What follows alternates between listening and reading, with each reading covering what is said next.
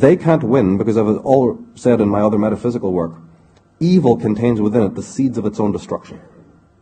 And one really needs to meditate on that deeply and also see it applied in your own life with the tossers that surround us and the evil injustices that are done even in plain view. Watch that experience. Watch what happens to a person who's evil and ruthless and negative. Just observe it. And you'll notice that this is in fact the case. And it's certainly the case up the fractal. Evil contains within it the seed of its own destruction. The moment that you take that kind of anti-human negative stance, you're just waving a red flag to nature, go come and get me, which is exactly what's happening now. It's called the age of revealing and the age of awakening. All the message that somebody like me can give is, can you please get into the spirit of that? Because it's happening anyway. And you can either get into sync with it, or you can just sit there and be smashed when the river takes a turn. Your ego boat, right, will be smashed. Can you let go of the shores, like the Hopi prophecy says? Can you let go of the oars and go with that flow? Because it's a very dynamic flow, and it will handle it.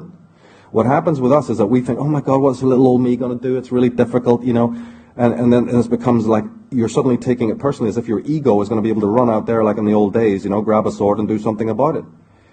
We have no capacity in that realm. It's a mixture between tremendous responsibility and self-awareness of it, but at the same time the ability to, as Neil was saying, go yin. Let go and let the higher force guide you, because without that guidance, you're pottering around is like a kid with a giant sword, playing games. A higher form of guidance and a higher form of strategy takes care of this. It doesn't mean abnegate your responsibility, but it means try to always remain with your head in the clouds but your feet on the ground. This is both a physical war, but it's also a psychic one. And the guidance that comes to you is the most important thing, and it will show you where to go and what to do about it. And that kind of particular guidance I'm talking about is not the same kind of sorcery that the Black Lodge has. They have high intelligence, and they have tremendous human knowledge about us on the most fundamental levels.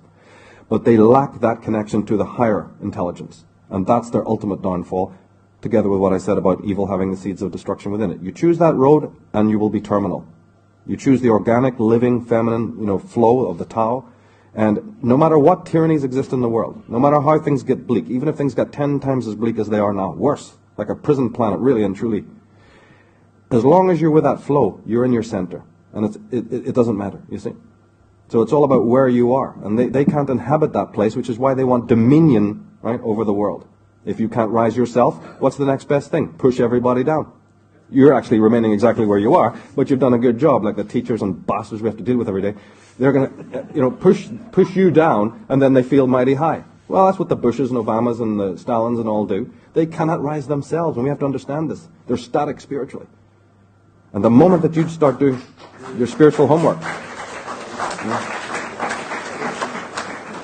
the moment that you do your spiritual homework, you are then on the road to victory. That's